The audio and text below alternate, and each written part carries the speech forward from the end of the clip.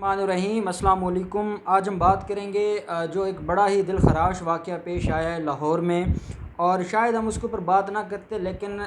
जहाँ लोग corrupt mafia involve होता है, या जहाँ पे जो हमारा लिफाफा सहाफ़ी है उनका जो किरदार है वो बहुत नेगेटिव हो, और जो हमारे लॉ इन्फोर्सिंग एजेंसीज़ हैं वो कहीं ना कहीं मुल्ज़मों को सपोर्ट कर रही हों, तो चाहे वो कोई भी हो हमें उसके हक़ में बात करनी है। और अगर कोई भी गैर कानूनी काम हो तो हमने उसके ऊपर अपना जो पॉइंट ऑफ व्यू है वो देना है। आपको आपके नॉलेज में है कि एक दो दिन पहले ये ईद की चांद रात का वाक़या है, लेकिन ये 2 दिन से इसके ऊपर सोशल मीडिया के ऊपर डिस्कशन हुई है, क्योंकि जो हमारा इलेक्ट्रॉनिक मीडिया है वो शायद इसके ऊपर बात करने से कासिर है, और वो किसी खौफ में मुब्तला है, और उनका खौफ भी जायज़ है, क्योंकि वो जिनका खाते हैं उनके ख़िलाफ़ बात नहीं कर सकते।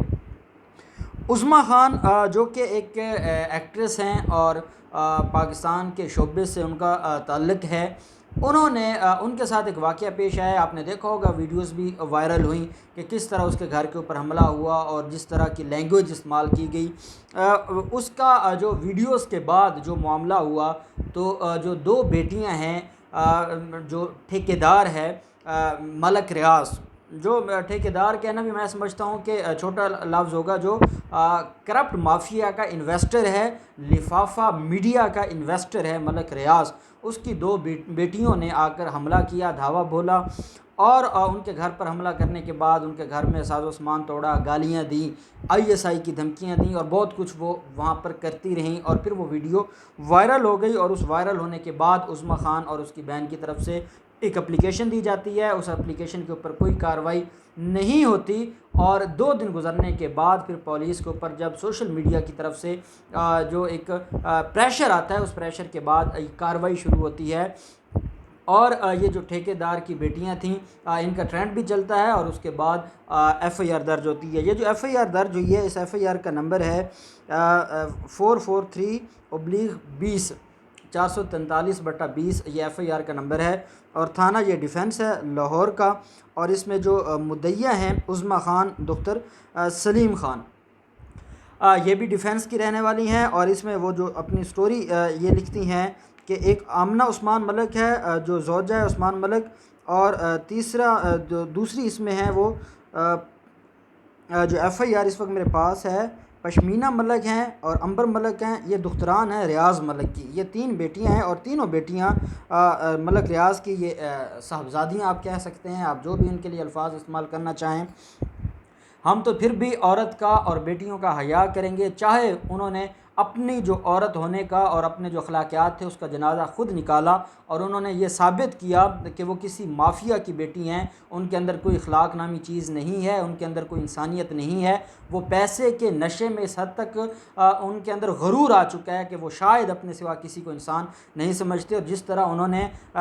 बड़े ही तजलील के तरीके से कहा है कि बुलाओ आईएसआई को, जैसे आईएसआई उनके घर की कोई नौकरानी है। और मैं समझता हूँ कि इदारों को भी ऐसे गलीज़ लोगों के ख़िलाफ़ एक्शन लेना चाहिए, जो मुक़द्दस इदारों के ऊपर इस तरह का इल्ज़ाम लगाते हैं, या इस तरह उनका नाम लेते हैं, और ये शो करवाते हैं कि शायद ये इदारे भी उनके बंधे हुए हैं। अब ये एफ़आईआर है, एफ़आईआर में वो स्टोरी ये लिखती हैं कि मैं अपनी बहन के साथ उसके घर पर इत्काफ़ बैठी हुई थी, और उस्मा खान कहती है कि मैं शोबे से बिलोंग करती हूँ। मैं इत्काफ़ बैठी हुई थी, 10:30 बजे जब ईद का ऐलान होता है तो मैं अपनी बहन के साथ टीवी लॉन्ज में आकर बैठ जाती हूँ, और इतने में ये तीनों जो औरतें हैं, जिनके मैंने आपको नाम बताए हैं, जो आमना, उस्मान है और बाकी जो सारी हैं, ये और साथ इनके 12 के करीब हुंडे थे जो इनके गार्ड्स थे, ये आए, इन्होंने हमारे घर के दरवाज़े तोड़े। घर के दरवाज़े तोड़ने के बाद ज़बरदस्ती हमारे घर में घुसे, और घुसने के बाद शीशे की बोतलें हमारे सरों पर मारी, और हमारी जो हमारी मोरालिटी है उसको, और हमारी जो डिग्निटी है उसका ख्याल नहीं रखा गया। और जो गुंडे थे उनको कहा गया कि इनको टच करो, इनको पकड़ो, और इनके साथ ज़्यादती करो, और साथ गालियाँ दी जाती रहीं, हम भीख मांगती रहीं माफ़ी की, और हम ये सारा कुछ उनसे कहती रहीं कि हमने कोई गलत काम नहीं किया, आप हमारे घर पर आकर हमारे साथ ज़्यादती ना करें। लेकिन उन्होंने हमें मारा, हमारे घर के हमारा सामान उठा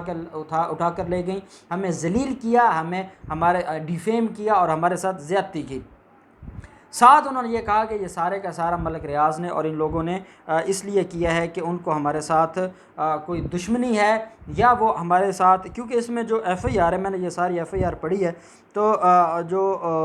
कोई वजह नहीं लिखी गई, जिसको हम कहते हैं ऑब्जेक्टिव। हमारे क्रिमिनल लॉ में ऑब्जेक्टिव बड़ा ज़रूरी होता है, तो इसमें कहीं पे भी ऑब्जेक्टिव नहीं लिखा गया कि उन्होंने क्यों मारा है, आपके साथ उनका कोई ऐसा कोई दुश्मनी थी या किसी कोई मैटर ऐसा था। ऑब्जेक्टिव नहीं लिखा गया। अब आसिफ सईद खोसा साहब की जजमेंट आ चुकी है और ऑब्जेक्टिव को उन्होंने कहा है कि वो इरेलीवेंट हो गया है हमारे क्रिमिनल लॉ में, इसलिए ऑब्जेक्टिव नहीं लिखा जाता एफ़आईआर्स में, ज़्यादातर नहीं लिखते लोग। उसकी वजह यह है कि फिर ऑब्जेक्टिव को प्रूव करना मुश्किल हो जाता है। अब दूसरी तरफ आप देखते हैं कि मलिक रियाज़ की तरफ से ट्वीट आते हैं। मलिक रियाज़ कहता है, पहली बात तो ये है कि जो उस्मान है, ये उस्मान कौन है? जो आमना का हस्बैंड है। उस्मान मेरा भतीजा नहीं है। अब उसने ये नहीं कहा कि वो मेरा दामाद नहीं है, बल्कि वो कहते हैं मेरा वो भतीजा नहीं है और मेरे ख़िलाफ़ ये जो कंपेन चलाई जा रही है। और उसने उसके भी उसने ट्वीट में, वो इंग्लिश में ट्वीट हैं, वो बेचारा ख़ुद तो कर नहीं सकता, उसने किसी से करवाए होंगे, और वो भी वही लैंग्वेज है जो उर्दू में वो बदतमीज़ी कर रही थी उसकी बेटियां, वही सेम उसी तरह की लैंग्वेज इंग्लिश में वो लिख रहा है। और वो कहता है जी कि जो इस तरह की बातें कर रहे हैं और जो हमारे ख़िलाफ़ जो कंपेन चलाई जा रही है, तो ये ज़्यादती है और हम उनके ख़िलाफ़ लीगल एक्शंस लेंगे, हम उनको डेफेमेशंस के नोटिस भेजेंगे। वहीं पे आमना उस्मान की तरफ से एक वीडियो आ जाती है और वो ये कहती है कि ये जो उज़्मा ख़ान है, इसके नाजायज़ तल्लुकात थे मेरे हस्बैंड के साथ और मैं इनके घर नहीं गई थी, बल्कि जो मेरे हस्बैंड का दूसरा घर है मैं वहाँ पर गई थी। अब वो इसलिए अलेज करती होगी कि उज़्मा ख़ान ने जो घर लिया हुआ है शायद उसके हस्बैंड ने लेके दिया है। वो अलेज ये करती है। हस्बैंड का दूसरा घर कौन सा होता है? हस्बैंड का हर घर तो वाइफ का घर होता है। तो उसका ये कहना कि हस्बैंड के दूसरे घर में गई, वो इसकी बात को इस तरफ लेके आ रहा है कि ये उज़्मा ख़ान के ही घर गए और उनके घर पर जाके धावा बोला, और उनको शायद ये लगता है कि कानून उनके घर की लौंडी है और कानून उनके लिए कोई चीज़ नहीं है, और इस तरह जाकर किसी की इज़्ज़त को उछालना ठीक है। For the sake of arguments हम मान लेते हैं कि उस्मान के साथ उसके कोई नाजायज़ ताल्लुकात थे या वो काफ़ी अरसे से कोई रिलेशनशिप में थे, आप कोई भी अल्फाज दे सकते हैं, लेकिन कानून भी और शरीयत भी आपको इस बात की इजाज़त नहीं देती कि आप कानून को अपने हाथों में लें और ख़ुद जाकर बदमाशी करें, आप ख़ुद जाकर गालियाँ दें, आप ख़ुद जाकर उनको ज़ख्मी करें और उनके साथ इतनी बदतमीज़ी करें और किसी के घर में घुस जाएँ। ये हमारा कानून इजाज़त नहीं देता। हाँ, अगर उनका कोई आपस में कोई रिलेशन था तो उसका भी, अगर रेप है तो रेप का तो हमारे कानून में जगह है कि रेप का 376 सेक्शन लगता है, लेकिन अगर उनका कोई ऐसा रिलेशन था कि वो विद कंसेंट कुछ करते थे, तो आपके पास 496B सेक्शन पीपीसी का जो है वो आपको ये इजाज़त देता है कि अगर कोई विद कंसेंट इस तरह का काम करता है तो उसको भी आप सज़ा दे सकते हैं। तो आपके पास रेमेडी थी। आप पूरी वीडियो में उस्मान को तो कहीं पे वो तो इनोसेंट है, वो बेचारा तो बस घर में सोया हुआ था और उसको आके किसी ने छेड़ा है और छेड़ने के बाद उसके साथ वो आप ऐसा शो करवा रही हैं कि जैसे उस्मान के साथ ज़्यादती हुई है, उनके साथ ज़्यादती नहीं हुई। कुछ भी कह लें, ठीक है, इनका जो अमल था, अगर इनका रिलेशन था तो वो बहुत गलत था और उसको तो कोई भी ना ही उसको कोई